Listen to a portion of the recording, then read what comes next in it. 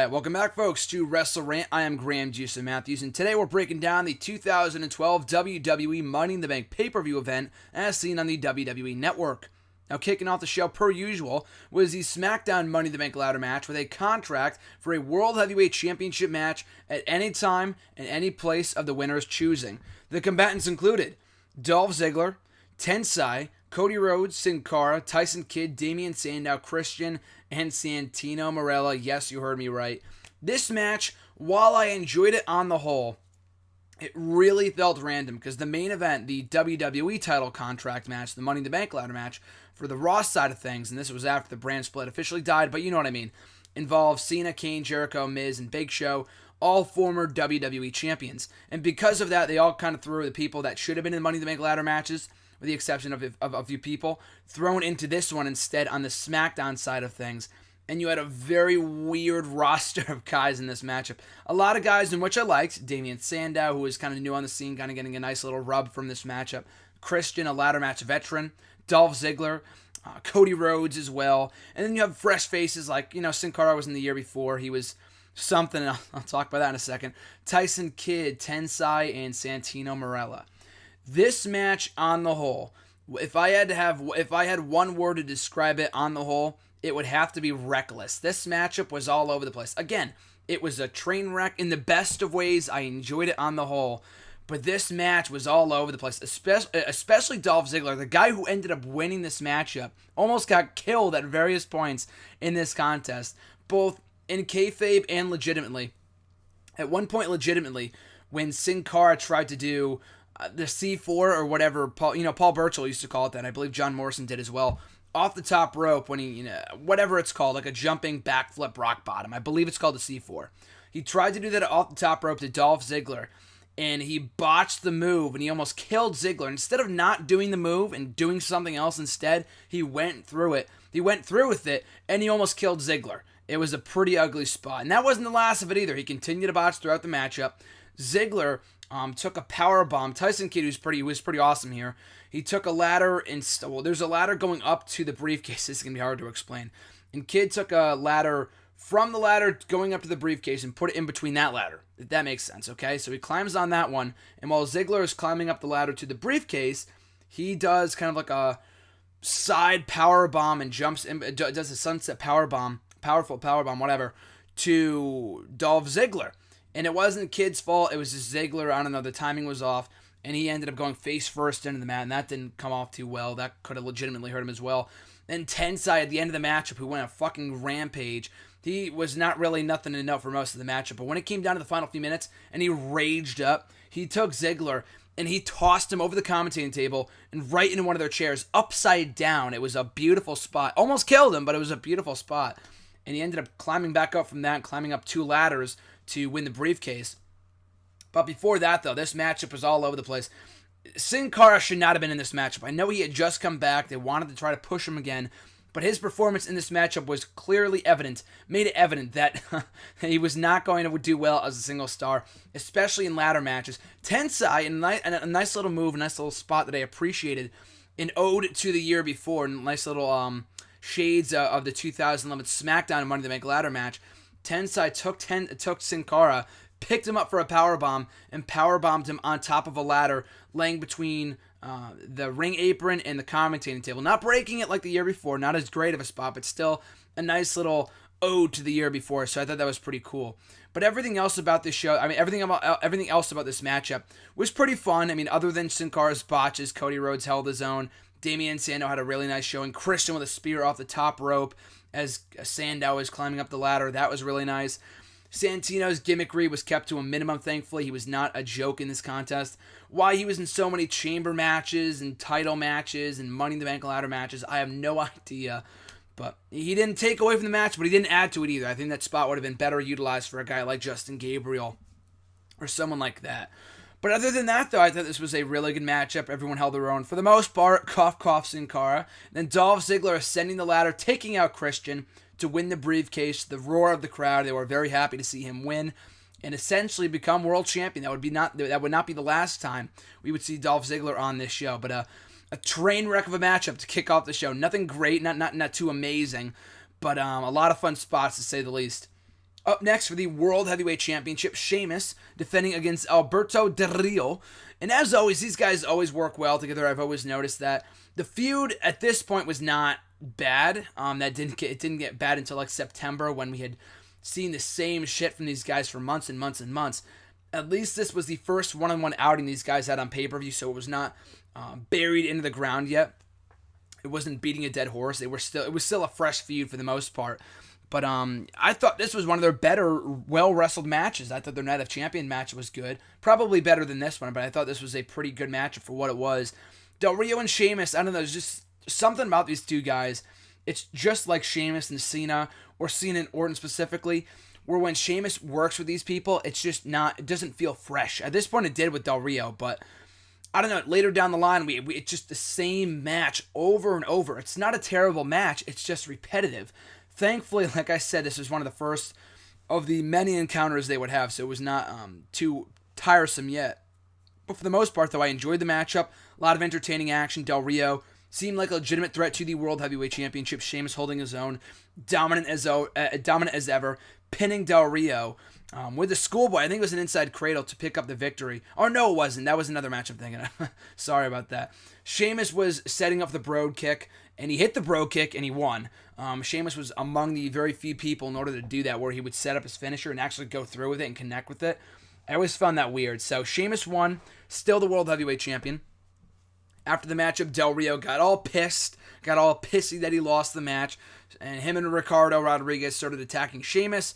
And on point, as Del Rio's walking away, I'm here to show the world, and Dolph Ziggler runs down with a briefcase in tow. Shades of the 2010 Money in the Bank ladder match event where Kane cashed in the same night. This would have been a lot earlier than Kane, because Kane's match was earlier on, and the world title match was after a couple undercard matches. This match was right after the Money in the Bank ladder match. So if Ziggler successfully cashed in here, he would have become the quickest man to cash in the Money in the Bank briefcase. So fun fact for you. But he was not able to cash in. Del Rio prevented him from cashing in. He stopped him for he delayed the process for about a minute or so. Ziggler knocked him out. And before he could cash in, Sheamus laid him out with a Brogue Kick. He did not officially cash in, so he kept the contract. And that was the first of many failed cash-ins for Dolph Ziggler. Against Sheamus, of all people. He did it a couple of times against Big Show, a few times against Del Rio, but for the most part, it was against Sheamus, and he always got his head kicked off by the Celtic Warrior.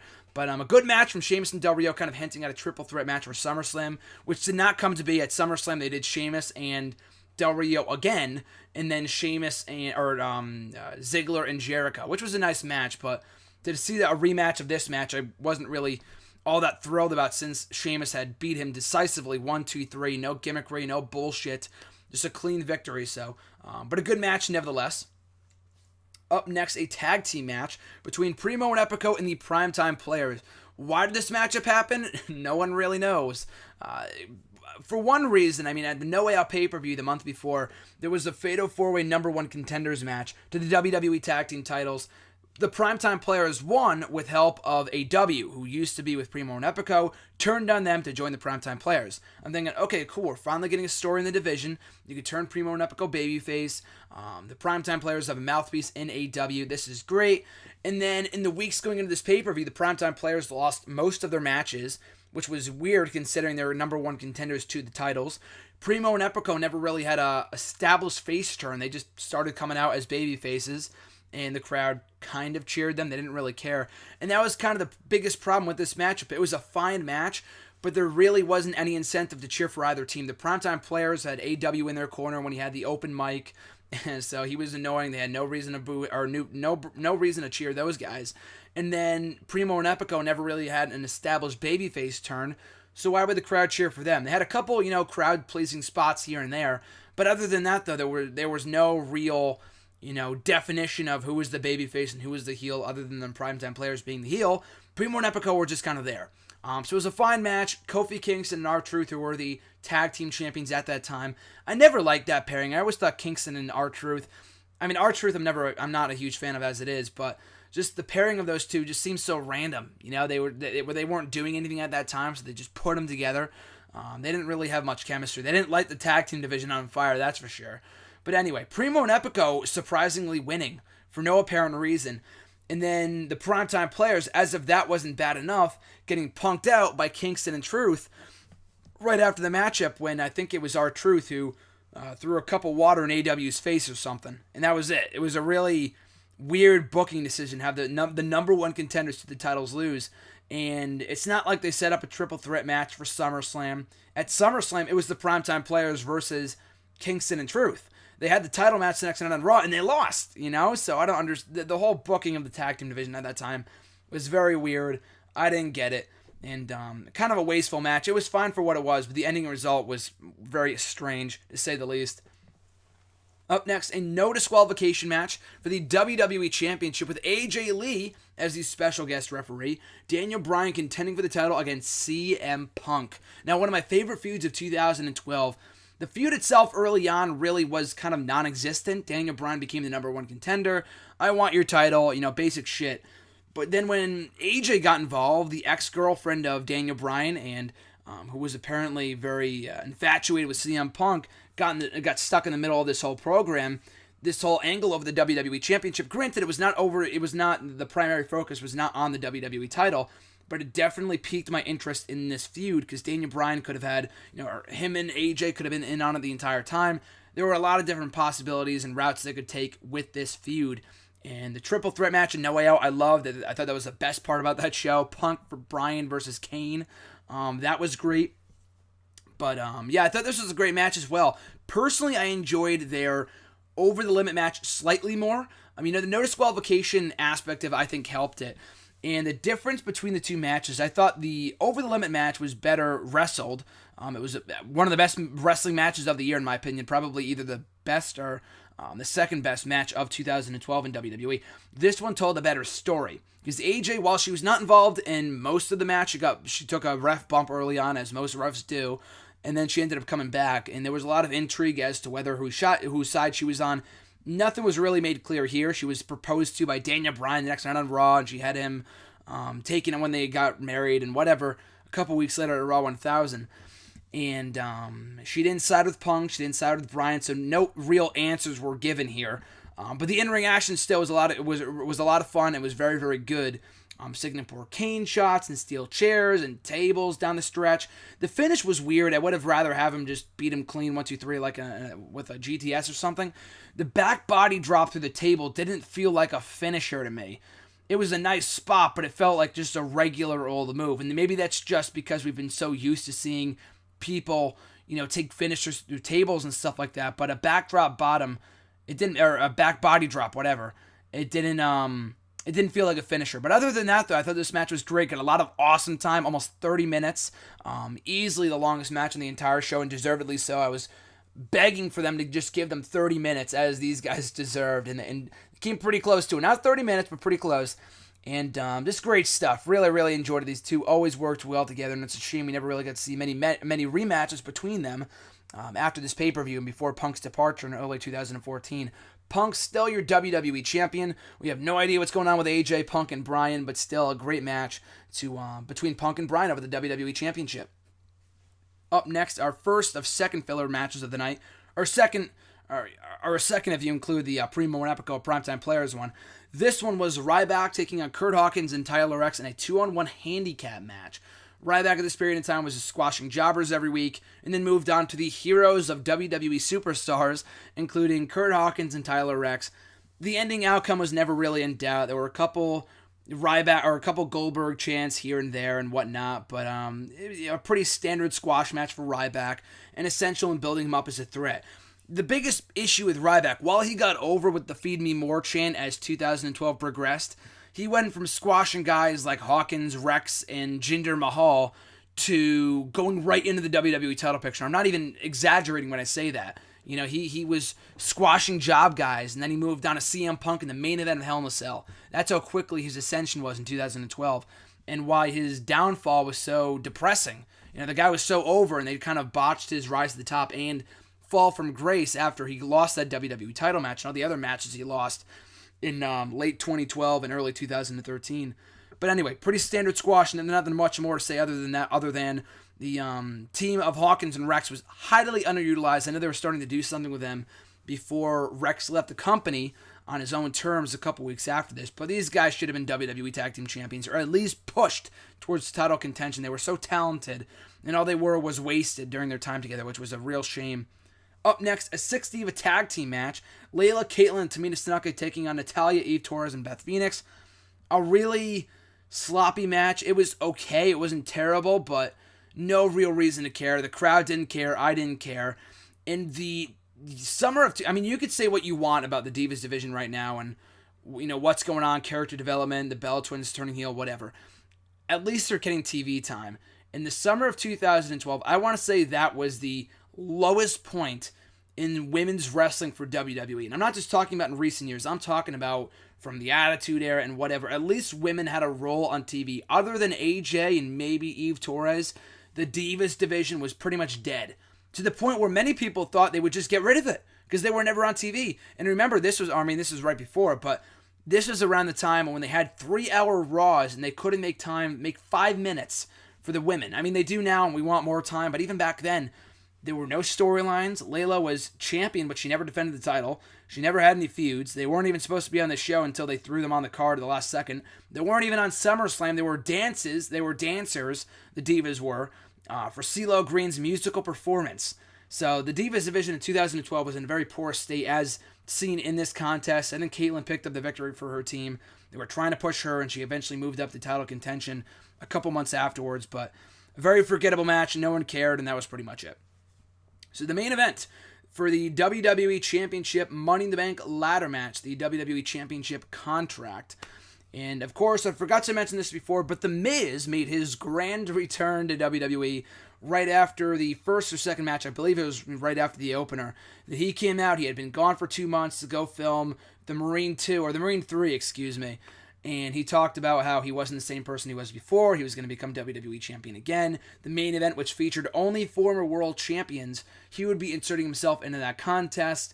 And how he was The Miz, and he was awesome. He got very positive reviews, too. He was very well received by the live crowd, which was surprising to see. I thought they were going to turn him babyface. They would a couple months later, but the babyface reaction he got on the show was very surprising to see, especially since they chanted Miz is awesome and whatever else.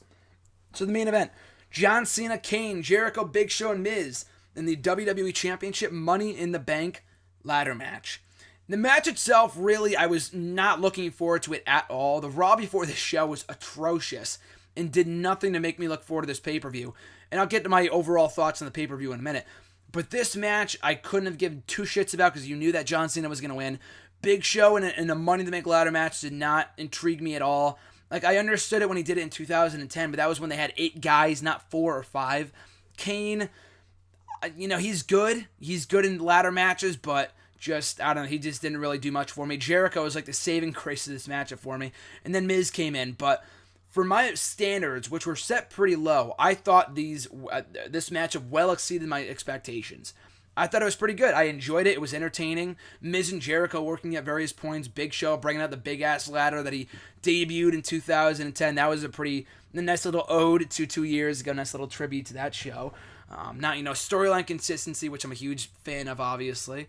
But, everyone pretty much having their moments and having their spots and whatnot. Everyone, getting their respective moments in. And it was not that bad of a matchup as you would expect on paper, given that it was Miz, Big Show, Jericho, Kane, and Cena.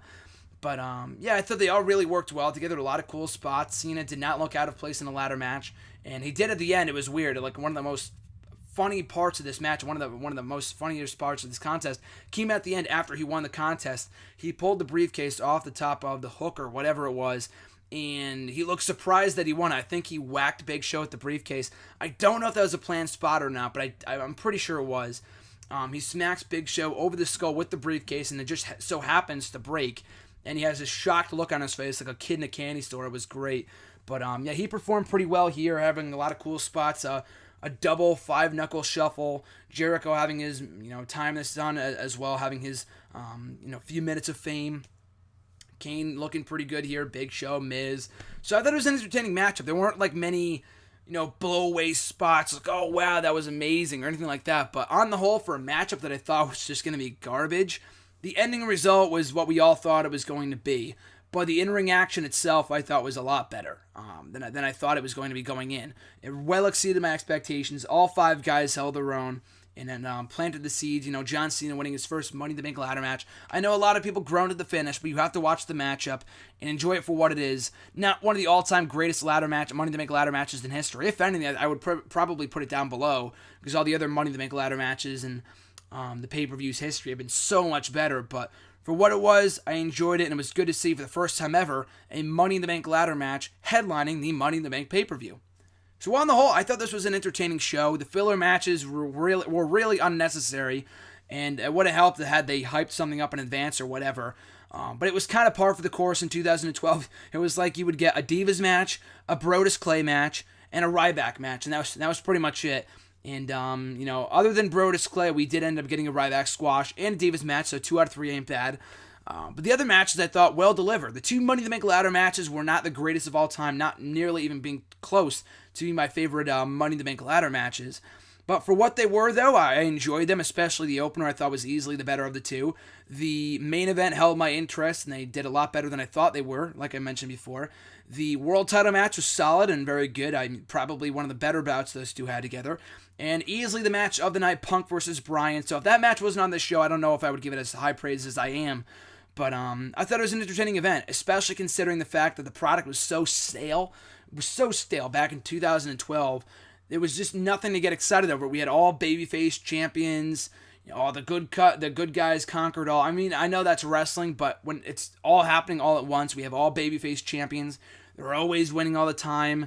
There was no excitement. The only thing I was looking forward to was Raw 1000. I thought this show was really a turning point for 2012, because right after WrestleMania, they went right into a slump, and it wasn't until the next night, or this show rather, in my opinion, that really took a turn for the better and started putting on a lot of entertaining content, a lot of compelling content over the next couple of months. And this was the turning point for WWE. So that's going to do it for my review of Money in the Bank 2012, as seen in the WWE Network. Make sure to check it out before this Sunday's Money in the Bank pay-per-view live on the WWE Network.